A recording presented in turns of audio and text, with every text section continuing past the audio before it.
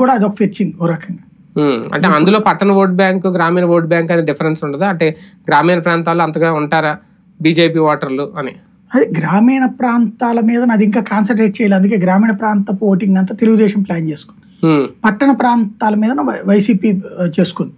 అట్లాగే ఈవెన్ మనం దీంట్లో కూడా చూసాం కదా, ఎవరు చేసినా కూడా ఆ కాన్సెప్ట్ అట్లాగే ఉండిపోతుంది. దాని మార్పు అయితే ఏం కనిపించట్లేదు అనమాట. కూటమి అధికారంలోకి వస్తే ఒకవేళ బీజేపీకి సెపరేట్ డిమాండ్లు ఏమన్నా ఉంటాయా? బీజేపీ జనసేన కలిపి ఏమన్నా బార్గెనింగ్ చేస్తుందా టీడీపీ నుంచి? ఇప్పుడు ఏముండదు, ఒక 6 నెలల్లో ఏడాది పాటు తన పని తను చేసుకొని ఇస్తారు. ఆ తర్వాత తమకి ఇచ్చిన హామీలు ఏంటని నిలదీయడం ప్రారంభిస్తారు. హామీలు ఒకటేనా ఇంకా అంతకు మించి అన్ని డిమాండ్లు ఉంటాయి? ఇంకేముండదు. అధికారం కోసం ఏమైనా డిమాండ్స్ ఉంటాయి? అట్లాంటిది ఏమి ఉండదు, ఎందుకంటే వీళ్ళు ఇష్టం కాదు కదా నడిచేది. ప్రభుత్వం అంటే 10 సీట్ల వల్లే అంత ఉండదు అంటారు. అది కేవలం 10 సీట్ల వల్ల అంతే. ఫైనల్ గా ఆరోగ్యశ్రీ విషయంలో ఎంతవరకు వైసీపీ లాస్ అయిందని అనుకోవాలి ప్రజల దృష్టిలో? ఆరోగ్యశ్రీ పరంగా అయితే మాత్రం వైద్యులను బాగా వేధించింది, డాక్టర్లను బాగా ఇబ్బంది పెట్టింది, ఆసుపత్రులను బాగా ఇబ్బంది పెట్టింది. పేషెంట్లకు ఇబ్బంది రాకుండా చూడటంలో వైద్యులు మంచి పాత్ర పోషించారు.